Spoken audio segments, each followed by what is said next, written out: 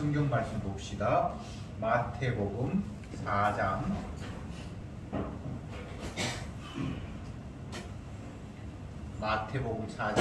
1절부터 11절 말씀까지 교독하겠습니다. 1절에 그때에 예수께서 성령에게 이끌려 마귀에게 시험을 받으러 광야로 가사 40일을 밤낮으로 금식한 후에 부르시니라.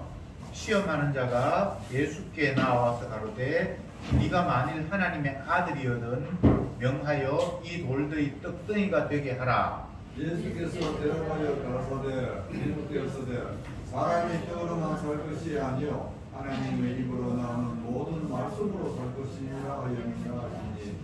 이에 마귀가 예수를 거룩한 성으로 데려다가 성전 꼭대기에 세우고 가로되 내가 만일 하나님의 아들이거든 뛰어내리라. 기록하였으되 내가 너를 위하여 사도들을 명하시리니 저희가 손으로 너를 받들어 발이 돌에 부딪히지 않게 하리로다 하였느니라. 예수께서 이르시되 또 기록되었으되 주 너의 하나님을 시험치 말라 하였느니라 하신대 마귀가 또 그를 데리고 지극히 높은 산으로 가서 산하 만국과 그 영광을 보여 가로되 만일 내게 엎드려 경배하면 이 모든 것을 네게 주리라. 이에 예수께서 말씀하시되 사단아 물러가라. 기록되었으되 주 너의 하나님께 경배하고 다만 그를 섬기라 하였느니라. 이에 마귀는 예수를 떠나고 천사들이 나와서 수종드니라. 아멘. 본문은 마귀에게 시험 받으시는 예수님에 대한 기사입니다. 1절에 보면 그때에 예수께서 성령에게 이끌려 마귀에게 시험을 받으러 광야로 가사 이렇게 되어 있습니다. 예수님은 성령에 이끌려서 마귀에게 시험을 받으러 갔다 이렇게 기록되어 있기 때문에 예수님이 자의로 마귀를 만난 건 아니고 하나님께서 아들 예수님과 마귀가 만나도록 추선을 했다고는 할까요? 어쨌든 예수님의 일정 가운데에서 초반에 마귀와 만나서 벌어지는 일들을 마태가 기록하고 있습니다. 우리가 통상적으로 생각을 해보면 예수님은 마귀를 만나야 될 이유는 없을 것 같잖아요. 유유상종이라고 마귀는 그대의 무리들과 어울리고 예수님은 거룩한 분이니까 착한 사람들과 어울리고 이렇게 하는 것이 당연할 것 같은데 왜 하나님은 거룩한 자기 아들을 마귀와 만나도록 미팅을 주선하셨는가? 이 부분부터 우리가 생각해 보아야 될 것 같습니다. 예수님의 모습은 장차 예수님을 따라야 할 백성들의 운명이기도 합니다. 예수님이 가신 길을 성도가 똑같이 가야 하거든요. 그래서 예수님은 성도가 가야 할 길을 미리 보여주셨다 이렇게 이해하시면 좋을 것 같습니다. 예수님이 광야에서 40일을 금식하셨고 굶주리신 상태에서 마귀를 만났는데 마귀는 예수님을 넘어뜨리기 위해서 첫 번째로 시험하는 내용이 네가 하나님의 아들이라고 하니까 하나님의 아들이라면 능력도 있고 권세도 있을 테니까 심히 배고픈데 이 돌을 떡으로 만들어서 먹는다면 많은 사람들이 너를 하나님의 아들로 받들고 인정하지 않겠는가 라는 식으로 마귀가 이야기를 했습니다. 돌이 떡이 되게 한다. 앞부분에 세례 요한이 자기에게 세례를 받으러 오는 서기관 바리새인들을 향해서 이 독사의 새끼들아 누가 너희를 들어서 임박한 진노를 피하라고 하더냐. 겉으로는 백성들 보기에 우리도 죄 씻음 받아야 된다라는 것을 보여주기 위해서 진짜는 죄 씻을 마음도 없으면서 그냥 내 앞에 찾아왔는데 네 속 마음으로는 우리는 아브라함의 후손이니까 당연히 거룩한 자고 천국 갈 거야 라는 그따위 생각하지. 세례요한이 하는 말이 하나님은 이 돌들로도 능히 아브라함의 자손을 만들 거야 이런 이야기를 했거든요. 하나님을 알지 못하는 이방인을 들어서도 하나님의 백성으로 만들 수 있잖아요. 똑같은 차원에서 돌을 떡되게 못하겠습니까? 할 수 있겠죠. 그런데 예수님은 마귀가 첫 번째 하는 그 시험에서 이렇게 대답을 하십니다. 사람이 떡으로만 살 것이 아니요 하나님의 입에서 나오는 모든 말씀으로 살 것이니라 하셨다. 마귀가 예수님께 네가 만약 하나님의 아들이라면 이 돌이 떡이 되기 위해서 백성들이 믿게 하면 되지 않냐? 충분히 인간적인 세상에서는 가능한 이야기잖아요. 특별한 어거지가 아니잖아요. 하나님의 아들이라면 신의 권능을 가졌고 백성들이 겉모습을 보면 그냥 똑같은 사람이니까 신의 아들이다, 하나님의 아들이라는 걸 인정 못할 것 같으니까 당신이 사람이 도저히 할 수 없는 기적과 능력을 베풀면 당신이 하나님의 아들이라고 백성들이 인정할 게 아니냐라는 거예요. 이게 마귀의 논리입니다.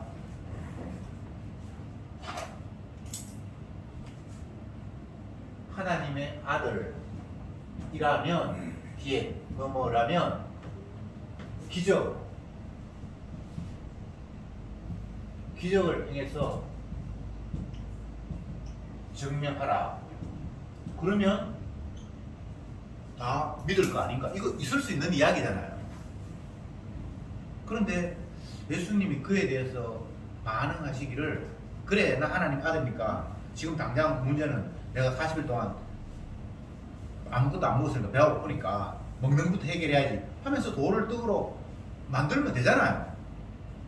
근데 예수님은 그렇게 반응을 하시는 것이 아니라 사람이 떡으로만 살 것이 아니고 하나님의 말씀으로 살 것이다 라는 것을 이미 말씀하셨다. 이렇게 종수를 했습니다. 예수님의 이 말씀은 이스라엘 백성들이 애굽에서 탈출해서 가나안 땅으로 가기 이전에 광야 생활이 먼저 시작이 됐잖아요. 그때에 아무것도 먹을 것이 없으니까 광야는 그냥 사막, 모래밖에 없어요. 여기는 생물체가 못 살고 물도 굉장히 귀하고 그런 곳이 사막인데 하나님이 이스라엘 백성들을 적과 꿀이 흐르는 곳으로 인도하겠다라고 최종 목적지를 말씀을 하셨는데 그 목적지를 향해서 가는 과정에서 이스라엘 백성들이 겪어야 할 환경은 적과 꿀이 흐르는 곳과는 정반대로 아무것도 먹을 것이 없는 생존 자체가 불가능한 광야로 그들을 이끄셨잖아요. 그렇게 해놓고는 주님께서 하늘에서 만나를 내리려서 그들에게 먹게 하셨는데 그 만나를 주시면서 하시는 말씀이 독특해요. 내가 하나님이니까 너희들 살려줄게, 먹을 거 줄게 이렇게 말씀하시는 게 아니고 사람이 떡으로만 사는 것이 아니라 내 말로 내 말씀으로 사는 것을 너희들이 알게 하기 위해서 이것을 떡을 준다 이렇게 말씀을 하셨단 말이죠. 그것도 인간 상식으로는 뭔가 앞뒤가 안 맞는 이야기잖아요. 먹을 걸 줘놓고는 육의 양식으로 사는 게 아니라 하나님의 말씀으로 사는 거다. 이걸 보여주기 위해서 내가 먹을 걸 줬다. 성경 말씀은 육의 관점에서 보면 늘 모순이에요. 이 일을 예수님이 나중에 보리떡 5개와 물고기 2마리로 5,000명을 먹이는데 똑같이 이 말씀을 하셨어요. 사람이 떡으로만 살 것이 아니라 하나님의 말씀으로 산다는 것을 보여주기 위해서 이걸 내가 행한다. 사람이 떡으로 사는 것이 아니라 말씀으로 산다면 안 주고 그냥 말씀 주셔서 살리면 되잖아요. 그렇지 않습니까? 아니면 이렇게 이야기하면 좋죠. 그래, 네 육신은 떡이 있어야 살지. 그러나 너에게는 육신만 있는 게 아니라 영이 있어야 되기 때문에 하나님 말씀도 들어야 돼. 이렇게 이야기하면 쉽잖아요. 그렇지 않습니까? 그런데 주님은 배고픈 상태에서 백성들에게 먹을 것을 주시면서 하시는 말씀이 사람이 이런 뭐 육의 양식 먹고 사는 게 아니라 하나님의 말씀으로 산다. 아니, 말씀으로 살면 말씀으로 살려주고 떡 안 줘야죠. 이런 게 성경이 어려운 거예요. 항상 하나님의 말씀은 육의 논리로는 도저히 이해할 수 없는 상황을 만들어 가십니다. 결론부터 먼저 말씀을 드리면 하나님이 하시는 일은 십자가의 의미를 우리에게 알려주시는 일이고, 그걸 조금 더 구체적으로 이야기하면 예수님이 어떻게 해서 자기 자신이 주가 되고 자기 백성을 구원하는가를 보여주는 이야기예요. 사람이 떡으로만 사는 게 아니다. 주의 말씀으로 산다. 근데 주의 말씀으로 산다라는 걸 구체적으로 뭐 그러면 뭐라고 해석할 수 있는가? 성경 말씀 잘 알고 하면 그게 너희를 살린다. 뭐 이런 식으로 또 인식할 수도 있잖아요. 근데 그런 이야기 아니에요. 예수님이 십자가를 이야기하고 있거든요. 노골적으로 이야기하면 예수님의 표현처럼 내 살과 내 피를 먹지 않으면 너에게 생명이 없다. 이런 이야기하고 똑같은 거예요. 마귀의 시험에서 예수님은 네가 하나님의 아들이라며, 그러면 하나님의 아들이라는 걸 보여줘야지. 근데 예수님은 하나님의 아들이라고 보여줄 그런 마음도 별로 없고, 마귀는 당신의 생김새가 사람들하고 똑같으니까 하나님의 아들이라고 도저히 인정 못하고 그냥 사람의 아들이라고 볼 수밖에 없는 것 같은데, 이 많은 사람들 앞에 당신이 하나님의 아들이라면 기적을 행하고 인간들 도저히 할 수 없는, 하나님만이 행할 수 있는 어떤 일을 함으로 말미암아 하나님의 아들이라고 증명할 수 있잖아. 근데 주님은 그런 식으로 증명해서 하나님의 아들이 되는 게 아니라고 지금 거부하고 있는 거예요. 믿음, 여러분이 생각할 때 믿음이라는 것은 예수님이 하나님의 아들이라면 어떤 방법을 통해서든지 하나님의 아들 맞네 라고 확정하면 믿음이 생길 것 같잖아요. 근데 그런 식으로 믿음이 생기는 것이나 그런 식으로 하나님의 아들을 알아볼 수 없다고 주님은 지금 말씀하고 계시는 거예요.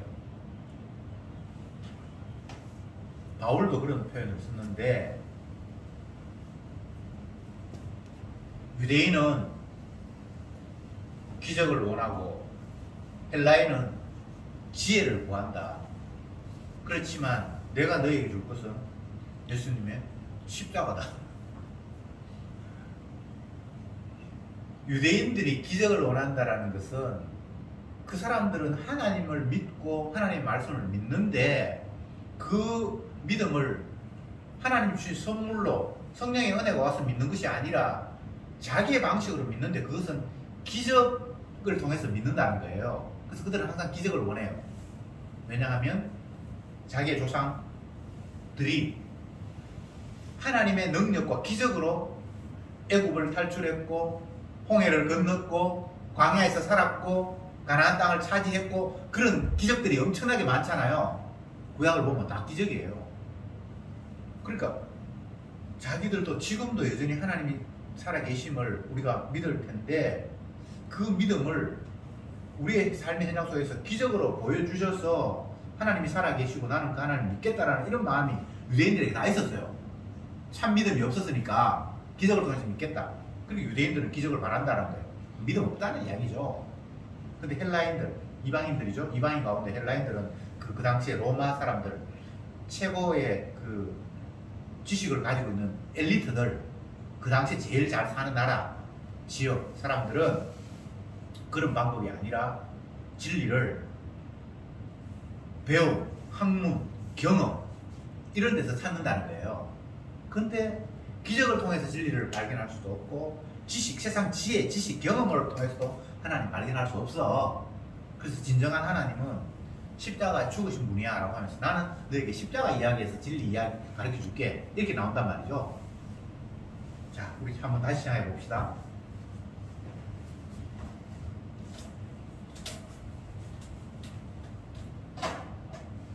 예수님은 하나님의 아들, 쉽게 이야기하면 메시아입니다. 구원자라는 거예요. 백성을 구원할 자라는 거예요. 그러니까 이게 마귀의 생각은 인간의 보편적인 상식하고 일치합니다. 정말 당신이 하나님의 아들이라면 처음부터 신비한 모습으로 와서 인간들과 다른 모습으로 진짜 천사들 같이 뭐 이런 모습으로 오면 하나님 아들 같네라고 생각할 수 있을 텐데 인간의 모습으로 왔단 말이죠. 그러니까 아무도 그분을 하나님의 아들로 못 알아볼 것 같은데 본인은 하나님의 아들이라고 했으니까 그러면 겉으로는 하나님의 아들이라는 표시가 안 나니까 진짜 당신이 인간이 할 수 없는 신의 능력을 보여주면 믿겠다. 이 마귀의 말이 우리에게는 동의가 되잖아요. 근데 주님은 그런 식으로 해서 나를 메시아로 알아볼 수 없다고 이야기하면서 하나님의 말씀을 끄집어내는데 사람이 떡으로 사는 것이 아니라 하나님의 말씀으로 산다. 이런 이야기를 했다 이 말이죠. 제가 이 이야기하면서 바울이 복음을 전하면서 유대인들은 기적을 바라고 헬라인들은 지혜를 구하지만 그런 방법으로 기적을 경험했거나 아니면 인간의 지혜를 어떻게 깨달았거나 이렇게 해서 하나님을 알 수 있는 방법은 없다는 거예요. 만약 그렇게 해서 하나님을 알 수 있다면 바울이 기적도 그들에게 보여줄 것이고 아니면 지혜를 가지고 그들에게 접근했을 텐데 바울은 그건 아니야 라고 이야기하면서 십자가의 도를 내가 전한다 이렇게 얘기했단 말이죠. 예수님이 똑같은 모습이에요. 기적 행해서 나를 하나님의 아들로 알아봐? 그런 거는 아니야. 그렇게 해서 알아볼 수 있는 방법은 없어. 그러면서 하나님의 입에서 나오는 말씀으로 산다. 그런데 예수님은 말씀이 육신이 됐잖아요. 자기 자신이 말씀이잖아요. 근데 그 말씀 되신 분을 어떻게 합니까? 자기 백성의 죄를 담당하고 십자가에서 죽어버려요. 그게 하나님의 말씀이고 그렇게 해서 내가 하나님의 아들이라는 것을 너희들이 알고 믿고 진짜 생명을 얻게 된다는 거예요. 무슨 말인지 이제 논리가 연결됩니까? 근데 이 쉬운 이야기는 아니죠. 사람이 떡으로만 살 것이 아니고 하나님 입에서 나오는 말씀으로 산다. 그러면 구약의 수많은 말씀을 우리가 암기하고 그걸 받아들이고 하면 우리가 영생하는구나 이렇게 생각을 하는데 그런 식이 아니라 그 말씀 자체가 예수님 자기 자신이고 예수님은 그 말씀을 이루기 위해서 본인이 자기 백성의 죄를 대신해서 죽었고 그렇게 예수님 하나님의 입에서 나오는 모든 말씀으로 산다 이 말을 더 노골적으로 이야기하면 내가 죽어야 너희들이 살아 이 말입니다. 무슨 말인지 아시겠죠? 이게 십자가 이야기를 하고 있는 거예요. 모든 성경은 다 예수님을 이야기하고 있고 예수님의 십자가를 겨냥하고 있으니까 그러니까 우리가 국어를 해석하는 능력을 가지고 이 말씀을 아무리 봐도 여기에서 예수님이 하나님의 아들이라는 증거가 도대체 무엇일까? 기적을 행해서 하나님의 아들이라는 걸 보여주는 것은 아니라고 일단 거절을 했고 마귀의 요구를 거절했고 근데 본인 스스로는 사람이 떡으로 사는 것이 아니라 하나님으로 말씀으로 산다고 했다. 이 말이 어떻게 하나님의 아들이라는 증거가 될까? 잘 감이 안 오고 또 안 오는 것뿐만 아니라 그래 하나님의 입에서 나오는 모든 말씀으로 산다 그러면 우리가 말씀을 순종한다든지 뭐 말씀을 기억한다든지 이렇게 하면서 사는가? 이런 생각을 하잖아요. 근데 그것도 아니라는 거잖아요. 그렇죠? 사람이 사는 것은 물론 떡 먹어 사는 거 아닙니다. 열심히 떡 먹어도 다 죽잖아요. 그렇죠? 예. 그럼 하나님 말씀으로 산다. 아, 우리는 날마다 설교 들어야 되고 말씀 순종해야 되고 이걸로 사는가 보다. 그것도 아니라는 거예요. 그럼 뭔데? 말씀에 따라 아버지의 뜻에 따라 이 땅에 오셔서 자기 백성의 죄를 담당하시고 죽는 그 사건으로 말미암아 너희들이 영생을 얻는다. 그리고 그 사건으로 말미암아 그는 하나님의 아들이라는 메시아라는 것이 증명이 된다. 이 이야기입니다. 무슨 말인지 이제 됐죠? 예. 무슨 장거리였죠? 그러니까 이제 마귀가 또 예수님을 시험하기 위해서 성전 꼭대기로 예수님을 데려갔습니다. 성전은 그 당시에 가장 언덕 높은 위치에 있었습니다. 그 가운데 꼭대기에 갔으니까 엄청나게 높은 위치겠죠, 그죠? 그런 높은 위치에 예수님을 데려가서 또 마귀가 하는 이야기가 또 네가 만약 하나님의 아들이라면, 자꾸 하나님 아들이라 그러니까 성전 꼭대기에서 뛰어내리라. 그러면은 천사들이 네 발을 받들어서 발 하나도 상하지 않을 것이다.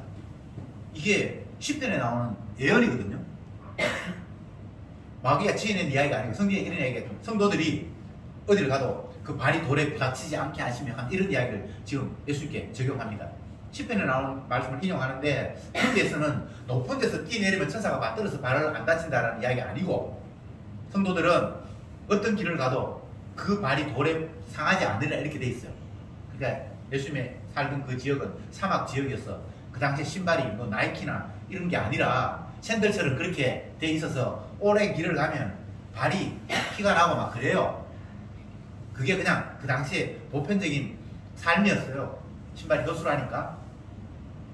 그런데 그런 역경 속에서 주님께서 네 발을 지켜서 발이 상하지 않게 하겠다라는 게 하나님의 약속인데, 이걸 어쨌든 마귀는 성전 꼭대기에 뛰어내리면 하나님이 네 발을 상하지 않겠다고 하셨으니까, 그렇게 되면 얼마나 사람들이 당신을 하나님의 아들로 존중하겠냐, 한번 뛰어내려 봐라 라고 또 시비를 걸었습니다.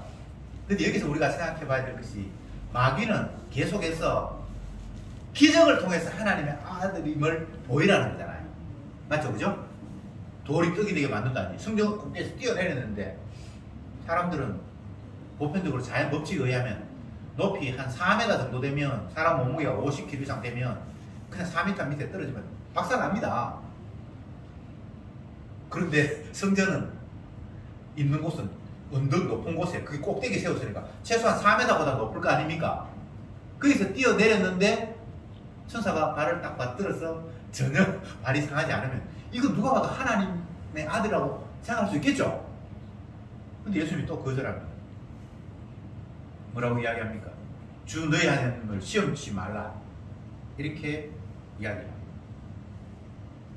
이 이야기도 예수님은 구약의 이스라엘 백성들 출애굽하는 과정에서 있었던 이야기를 또 인용했습니다. 이스라엘 백성들이 계속해서 하나님의 말씀을 믿지 못했습니다. 애굽에서 끄집어낼 때 이미 하나님께서 약속하셨습니다. 내가 너희를 가나안 땅, 젖과 꿀이 흐르는 땅으로 이끌겠다. 왜냐하면 내가 너희 조상에게 약속한 내용이 바로 그거다. 그러니까 어떤 일이 있더라도 나는 너희들을 젖과 꿀이 흐르는 가나안 땅으로 인도하겠다라고 처음부터 약속을 하셨어요. 그래서 그 중간중간에 기적을 행하면서 하나님께서 이끌어 가는데, 백성들은 계속해서 하나님의 그 약속을 못 믿는 거예요. 왜냐하면 자기의 능력으로는 도저히 가나안 땅을 자기 땅으로 접수해서 그곳에 살 자신이 없었던 거예요. 근데 문제들이 자꾸 돌출을 하니까. 그래서 하나님을 시험하고 원망하고 이렇게 했을 때 하나님께서 모세 입을 통해서 제발 하나님을 좀 시험하지 말라. 모세가 그런 이야기를 해요. 너희들은 완악하구나. 하나님께서 약속하셨으면 그 약속을 믿어야지. 왜 그 약속을 못 믿고 자꾸 하나님을 시험하려고 하냐. 이런 이야기가 이제 신명기에 나오는데, 예수님께서 그 말을 인용해서 마귀에게 주 너희 하나님을 시험하지 말라, 이렇게 말씀을 하셨습니다. 이제 마귀가 세 번째 또 예수님을 넘어뜨리려고 작전을 쓰기를, 모든 지역을 다 볼 수 있는 높은 언덕에 가서 마귀가 네가 나에게 경배하면, 엎드려 머리 숙이면 이 세상의 영광을 내가 너에게 줄게 라고 또 유혹을 했습니다. 그럴 때 예수님이 대답하시는 말씀이 오직 하나님만 경배하고 그를 섬겨야 된다, 이렇게 말씀을 하셨습니다. 이제 이 세 가지를 종합해서 한번 생각해 봅시다.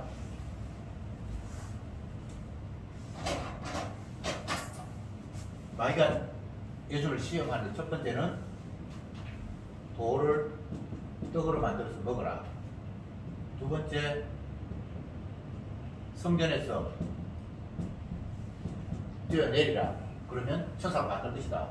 세 번째, 내게 경배하면 세상의 영광을 주겠다. 이렇게 쭉 있는데, 제가 말씀 서두에 이런 이야기를 했습니다. 하나님께서 자기 귀한 거룩한 아들을 마귀와 만나도록 주선을 하신 이유를 제가 말씀을 드렸습니다. 뭐라고 말씀드렸습니까? 예수님의 가시는 길은 그 자녀들이 똑같이 따라가야 할 길입니다. 모든 성도가 다 이렇게 마귀와 만나고 마귀의 유혹을 당할 수밖에 없다는 것을 우리에게 일러주시는 겁니다. 그러니까 예수님께서 당하셨던 이 일들이 이 땅에서 우리가 마귀에게 날마다 부닥치는 일이라고 생각하시면 틀림이 없습니다. 돌이 떡이 되게 해라. 인간에게 먹는 문제보다 더 중요한 거 없잖아요.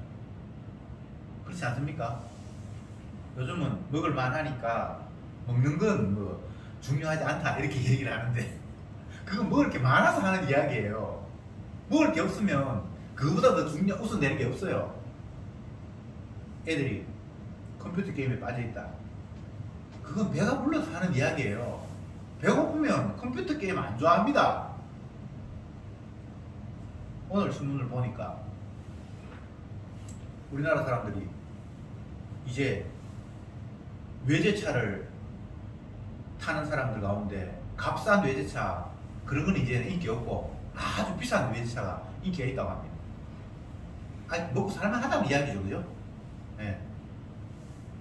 배고프면 외제차 안 좋아합니다.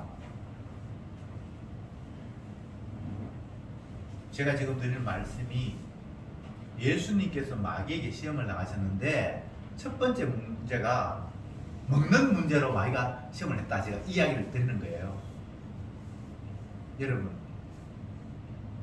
먹는 거 안 중요합니까? 제가 어제 우리 집 사람하고 저녁 먹고 이제 동네 산책하면서 잠깐 앉아서 이런저런 이야기를 했는데, 젊은 사람들의 생각은 지금 우리 세대들하고 너무 다르다는 거예요. 이제 직장 생활을 하니까 우리 사람은 이제 뭐 50대 후반, 아직 60은 안 됐습니다. 그리고 이제 금방 신임 교사로 오는 사람들은 20대 후반, 아들 나이 되잖아요. 생각이 다를 수밖에 없겠죠.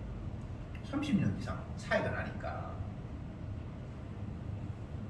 그런데 요즘 젊은이들의 의식 가운데 나이 든 사람과 다른 것은, 자기가 직장 생활을 좀 하기 시작을 하고 소득이 들어오면 그걸 알뜰하게 모아서 뭐 집도 장만하고 뭐 이런 식의 노인들, 우리 세대들, 위 세대들은 다 그게 기본적인 삶이었는데, 요즘 세대들은 그렇게 하지 않고 그냥 쓰는 일이 바쁘다는 거예요.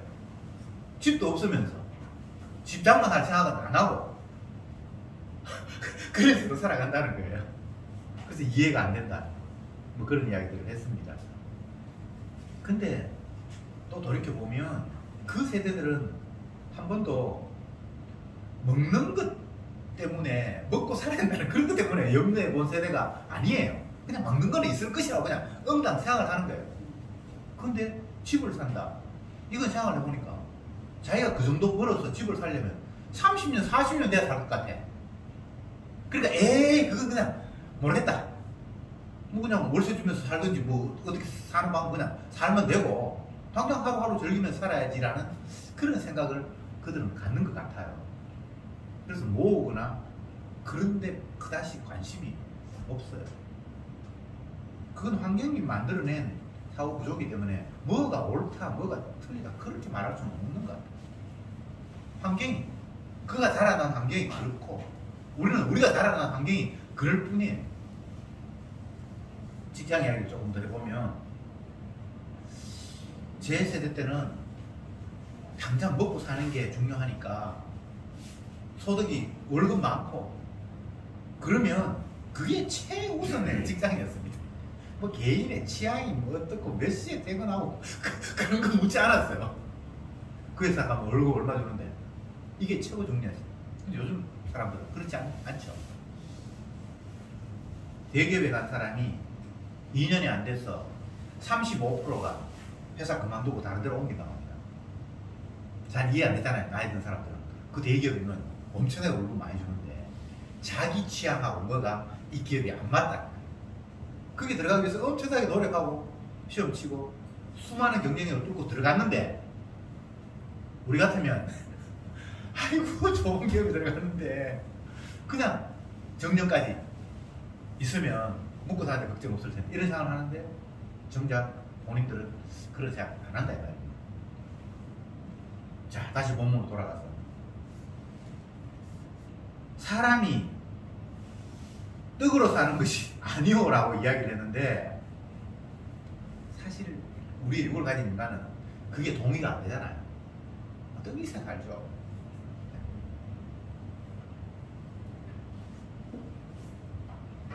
다시 말씀드립니다. 주님은 사람이 떡으로만 사는 게 아니래요. 하나님의 말씀으로 산대요. 근데 우리의 생각은 떡이 기본적으로 있어야 한다. 이 충돌.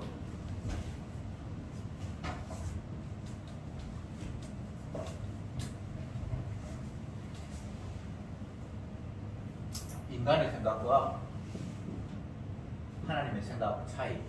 사람은 떡으로 산다. 하나님은 자기의 말씀으로 산다. 이렇게 지금 대립이 되고 있는데 우리 생각이 맞을까요? 하나님의 생각이 맞을까요? 아, 이거 묻는 게 좀 너무 유치하다. 이게 유치하긴 유치한데 우리는 실제 삶에서 하나님의 말씀으로 산다고 생각하지 않고 떡으로 산다고 생각하잖아요. 이게 마귀 들린 자의 모습이에요. 사단이 우리를 장악하고 있기 때문에 하나님이 천지 만물을 지으시고 운행하시니까 당연히 그분의 말이 맞지. 요즘 최근 신문에 보니까 뭐 한국계 수학자가 세계 최고의 수학상을 받았다고 신문에 크게 시험에 났어요. 그러면 세계 최고의 위치에 있는 그 수학학자와 초등학교 지금 6학년인데 수학을 날마다 100점 맞는 그런 애하고 수학 경쟁하면 누가 더 우수하겠냐. 이런 거 묻는 거 너무 유치하잖아요. 하나님의 생각이 옳겠나 내 생각, 인간의 생각이 옳겠나. 이게 묻는 게 이게 물음 자체가 웃기잖아요. 그런데요 실제적으로 우리의 생각은 사람이 떡으로 생각하고 하고 살아가요. 이게 마귀 들린 모습이에요. 하나님의 말씀이 맞죠 당연히. 근데 우리는 하나님의 말씀이 맞다고 생각하지 않고 내 생각이 맞다고 생각하면서 우기면서 살아가고 있다니까요. 바꿔 이야기하면 사람은 이 몸은 영양분을 공급해야지 움직이는 게 맞아요. 근데 그게 자기의 전부라고 생각하는 거예요. 근데 예수님은 그게 전부가 아니라는 거예요. 네 이 바디는, 몸은 껍데기 지나지 않아. 그래서 사람이 먹는 걸로 사는 게 아니라 하나님의 말씀으로만 진짜 생명을 얻을 수 있어. 예수님 그 이야기 했잖아요. 그러니까 예수님은 하나님의 말씀대로 자기 자신이 살찌고 피 흘려서 자기 백성의 죄를 담당하실 때만, 그때만 너희들이 영생을 거둘 수 있다는 겁니다. 이게 얼마나 기쁜 이야기입니까? 이게 주의 은혜가 오지 않으면 절대 여기에서 주님의 십자가의 죽으심이 나올 틈이 없어요. 마귀는 십자가를 가리려고 하잖아요. 어떻게 하는지 십자가를 안 나오도록 안간힘을 쓰는데 예수님은 마귀하고 닥쳐서 십자가 이야기만 계속해서 하는 거예요. 성도는 주님 앞에 이런 식으로 인도받습니다. 너 이게 맞아? 그러면 우리는 내가 옳다라는 걸 증명하려고 달랐는데 요거는 마귀의 밥이 되는 거예요. 예수님이 하나님의 아들하고 증명해봐 증명해봐 마귀가 이렇게 달라들잖아요. 근데 예수님은 자기 자신을 그런 식으로 증명하지 않아요. 그냥 십자가에 아버지 뜻대로 말씀대로 죽으시면 그게 그냥 증명도 되고 모든 게 다 해결되는 거예요. 우리가 이 땅을 살면서 마귀는 끝없이 우리의 약점들을 가지고 공격합니다. 넌 그래서 신앙생활 하겠냐? 그게 신앙인의 모범이 되겠냐? 안 믿는 사람이 너 보고 욕하겠다. 뭐 온갖 이야기를 다 하는데 우리는 그의 페이스에 말려들면 안 돼요. 아 그렇지 내가 이렇게 해가지고 안 되겠네. 좀 모범으로 돼야 되겠네. 이러면 지금 마귀에 말려드는 거예요. 그냥 우리는 주님이 십자가 지셨다는 것만 십자가의 증인이니까 땅끝까지 이르러 내 증인으로 내가 너를 삼았다고 말씀하셨으니까 십자가에 지신 의미들을 그냥 우리는 이야기하면 돼요. 내가 정당한 거 밝혀지면 뭐 하겠습니까? 예수님이 그래 나 보통 사람 아니야 하나님 아들이야 나 대단한 사람이야 그거 증명하는데 관심 없어요. 무슨 말인지 아시겠죠? 마귀는 그런 식으로 나오고 예수님은 십자가 이야기한다고. 이 성도가 이런 삶이라는 거예요. 네.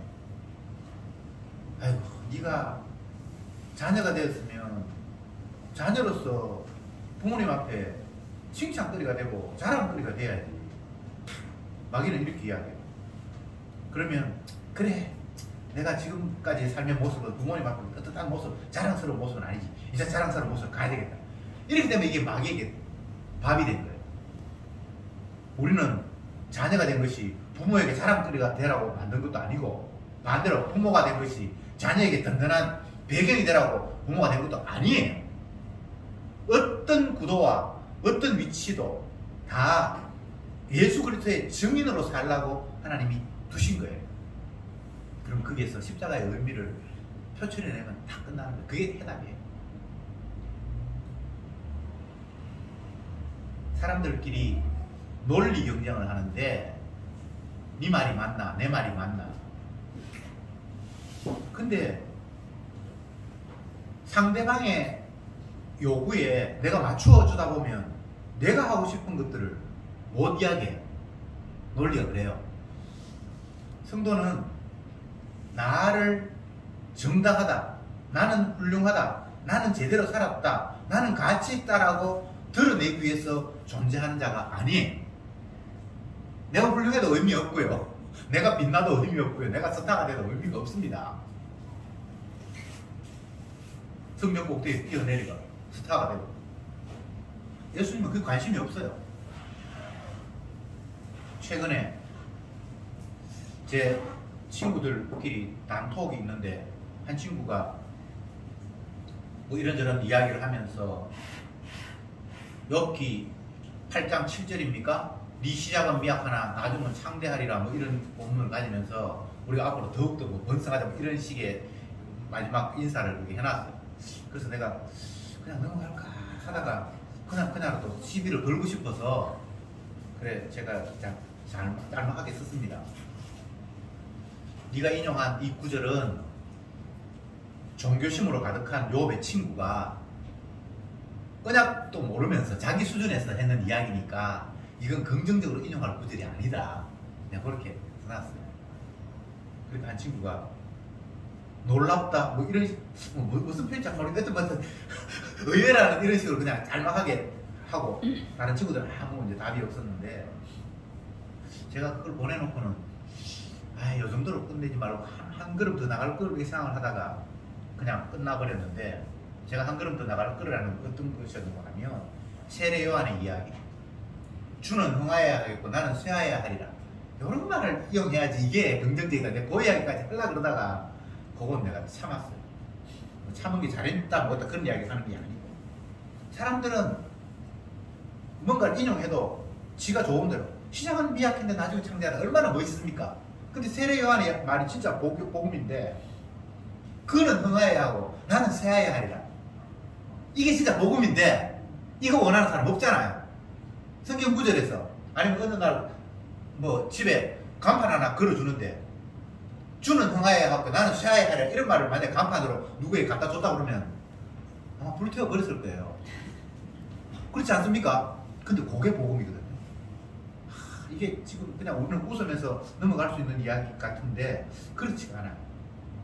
계속 우리는 증인으로서 살아가야 하는 자임에도 불구하고 그분을 증거한다는 데 관심이 있다기보다는 내가 좀 편안하고 잘 됐으면 좋겠다라는, 쉽게 이야기하면 주의 자리에 나도 모르게 그렇게 앉아 있어요. 이 의자가 너무 편하고 좋은 거예요. 주의 자리. 주의 자리는 우리가 앉아 있다. 심지어 예수님마저도 자기를 계속해서 부인해요.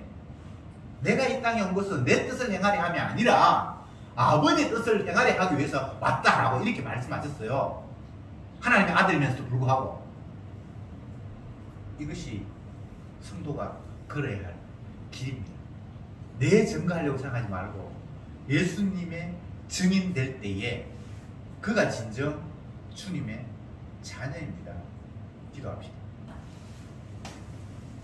주님, 감사합니다.